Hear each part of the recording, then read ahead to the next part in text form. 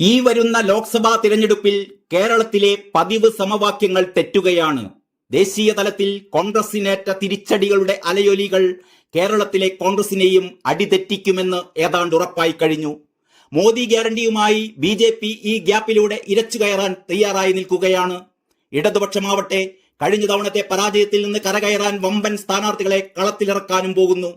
അതിനു പുറമെ പ്രചാരണ രീതിയിലും അവർ മാറ്റങ്ങൾ വരുത്തുകയാണ്. പിണറായിക്കും മകൾക്കുമെതിരെ ഉയർന്ന ആരോപണങ്ങളെ ഒന്നും അവർ അത്ര കാര്യമാക്കുന്നില്ല. കേന്ദ്രത്തിലെ BJP സർക്കാർ തൽക്കാലം പിണറായിയെ വെറുതെ വിടാനാണ് സാധ്യത. അവർക്ക് അത്രത്തോളം പ്രിയങ്കരനാണ് പിണറായി. അല്ലായിരുന്നുവെങ്കിൽ ഇതിനൊക്കെ എത്രയോ മുമ്പേ പിണറായിയെയും മകളെയും പിടിച്ചകത്തിടാൻ അവർക്കാവുമായിരുന്നു. അതിനുള്ള മരുന്നൊക്കെ അവരുടെ കൈവശം ധാരാളമുണ്ട്. പക്ഷേ അവരത് ചെയ്യില്ല. അവരുടെ ടാർഗറ്റ് പിണറായിയല്ല, കേരളത്തിലെ കോൺഗ്രസ് ആണ്. കേരളത്തിലും കോൺഗ്രസ് തകർന്നടിയണം. ഒപ്പം ഒന്നോ രണ്ടോ സീറ്റുകൾ കൂടി ലഭിച്ചാൽ ഒരു വെടിക്ക് രണ്ട് പക്ഷി എന്ന ഇരട്ടി മധുരം. അതിനുള്ള തന്ത്രങ്ങളായി മാത്രം കണ്ടാൽ മതി ഇപ്പോഴത്തെ ഈ കേന്ദ്ര അന്വേഷണങ്ങളെയെല്ലാം. SFIO അന്വേഷണമൊക്കെ CPM-നെ വരച്ച വരയിൽ നിർത്താനുള്ള ചില അടവുകൾ മാത്രം. അത് CPM-നും നന്നായിട്ടറിയാം. അതാണ് പിണറായിയുടെ ഈ ധൈര്യത്തിനെല്ലാം കാരണം. കൈകൾ രണ്ടും പൊക്കി ശുദ്ധമായ 916 പരിശുദ്ധിയുള്ള കൈകളെന്ന് നിയമസഭയിൽ പറയാനുള്ള ചങ്കൂറ്റവും ഇത് തന്നെ. ഈ പരിശുദ്ധമായ കൈകൾ കൊണ്ടായിരുന്നുവല്ലോ വിമാനത്താവളത്തിൽ വെച്ച് പ്രധാനമന്ത്രിയുടെ കൈകൾ രണ്ടും പിണറായി കൂട്ടിപ്പിടിച്ചിരുന്നത്. ഈ ഒരു ധൈര്യത്തിലാണ് കോൺഗ്രസിനെ തറപറ്റിക്കുക എന്ന ലക്ഷ്യത്തോടെ CPM ഇലക്ഷൻ ഗോതയിൽ ഇറങ്ങാൻ പോകുന്നത്. സ്ഥാനാർത്ഥികളുടെ അന്തിമ ചിത്രം ഈ മാസം പകുതിയോടെ തന്നെ അറിയാനാകും. തിരഞ്ഞെടുപ്പിനെ നേരിടാൻ വലിയ മുന്നൊരുക്കങ്ങളാണ് LDF നടത്തിക്കൊണ്ടിരിക്കുന്നത്. സ്ഥാനാർത്ഥി നിർണയത്തിനൊപ്പം തിരഞ്ഞെടുപ്പ് നയ സമീപനങ്ങളും ചർച്ച ചെയ്യാൻ CPM-ന്റെയും CPI-യുടെയും നേതൃയോഗങ്ങൾ ഒരാഴ്ചക്കകം ചേരുന്നുണ്ട്. സ്ഥാനാർത്ഥി സാധ്യതാ ലിസ്റ്റിൽ പ്രമുഖരുടെ വൻ നിരയാണുള്ളത്. ഏത് നിമിഷവും ലോക്സഭാ തിരഞ്ഞെടുപ്പ് പ്രഖ്യാപനം വരാമെന്നതിനാൽ തന്നെ സ്ഥാനാർത്ഥി പ്രഖ്യാപനം വൈകരുത് എന്ന മട്ടിലാണ് ഇടത് ക്യാമ്പിൽ ഒരുക്കങ്ങൾ തകൃതിയായി നടക്കുന്നത്.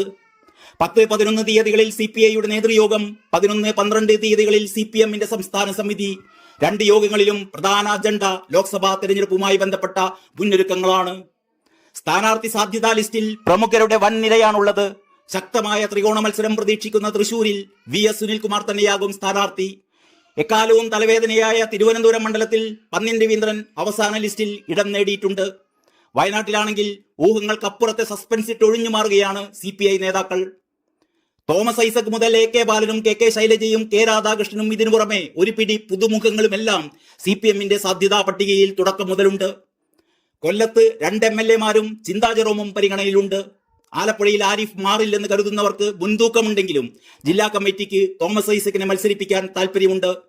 പത്തനംതിട്ടയിൽ ഐസക്കോ രാജു എബ്രഹാമോ മത്സരിച്ചേക്കും. എറണാകുളത്ത് പൊതു സ്വതന്ത്രനും പാലക്കാട് സ്വരാജിനും സാധ്യതയുള്ളപ്പോൾ വടകരയിലോ കണ്ണൂരോ KK ശൈലജയെ പ്രതീക്ഷിക്കുന്നവരുമുണ്ട്. കോഴിക്കോട്ട് DYFI-യുടെ നേതാവ് V വസീഫ്, അല്ലെങ്കിൽ CPM-ന്റെ തലമുതിർന്ന നേതാവ് എളമരം കരീം. ആറ്റിങ്ങലിൽ കടകംപള്ളി സുരേന്ദ്രൻ. ഇവരൊക്കെയാണ് സാധ്യതാ ലിസ്റ്റിലുള്ളത്. ഇതിനിടെ UDF-ൽ തികഞ്ഞ അനിശ്ചിതത്വമാണ്. ദേശീയ തലത്തിലെ തിരിച്ചടികൾ കോൺഗ്രസിന്റെ കേരള ഘടകത്തിലും നിഴൽ വീഴ്ത്തിക്കഴിഞ്ഞു. കഴിഞ്ഞ തവണത്തെ വിജയം ഇത്തവണയും നിലനിർത്താനാകുമെന്ന് അവർ കരുതുന്നില്ല. രാമക്ഷേത്രത്തിലെ പിടിവാശി മൂലം കുറേയേറെ ഹിന്ദു വിശ്വാസികളുടെ വോട്ടുകൾ ചോരുമെന്ന് ഏതാണ്ട് ഉറപ്പായി കഴിഞ്ഞു. ആ വോട്ടുകളും കൊണ്ട് BJP പോകും. CPM-ന്റെ B ടീമായി മാറിയ പോലെയാണ് മാസപ്പടി വിവാദത്തിലും മറ്റും കോൺഗ്രസിന്റെ തണുത്ത നിലപാട്. കോൺഗ്രസിനെ പലപ്പോഴും തുണയ്ക്കാറുള്ള നിഷ്പക്ഷ വോട്ടുകളും ഇതോടെ പോയി കിട്ടും. ഇങ്ങനെ പോയാൽ പല മണ്ഡലങ്ങളിലും മത്സരം CPM-ഉം BJP-യും തമ്മിലായി മാറാൻ സാധ്യതയുണ്ട്.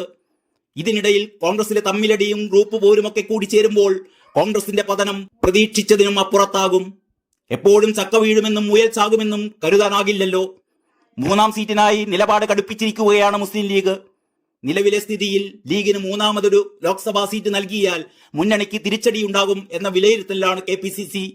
ജൂൺ മാസത്തിൽ നടക്കാനിരിക്കുന്ന രാജ്യസഭാ തിരഞ്ഞെടുപ്പിലെ വിജയ സാധ്യതയുള്ള സീറ്റിനായുള്ള വിലപേശ തന്ത്രമാണ് ലീഗ് നടത്തുന്നത് എന്ന സംശയവും കോൺഗ്രസിനുണ്ട്. മുന്നണിയിലെ സീറ്റ് വിഭജനം വേഗത്തിൽ പൂർത്തിയാക്കി നേരത്തെ തിരഞ്ഞെടുപ്പ് ഒരുക്കങ്ങളിലേക്ക് നീങ്ങാൻ ശ്രമിക്കുന്നതിനിടെയാണ് കോൺഗ്രസ് നേതാക്കളുടെ ഉള്ളിലേക്ക് തീ കോരിയിട്ടുകൊണ്ട് PK കുഞ്ഞാലിക്കുട്ടിയുടെ 3-ാം സീറ്റ് ആവശ്യം എത്തിയത്.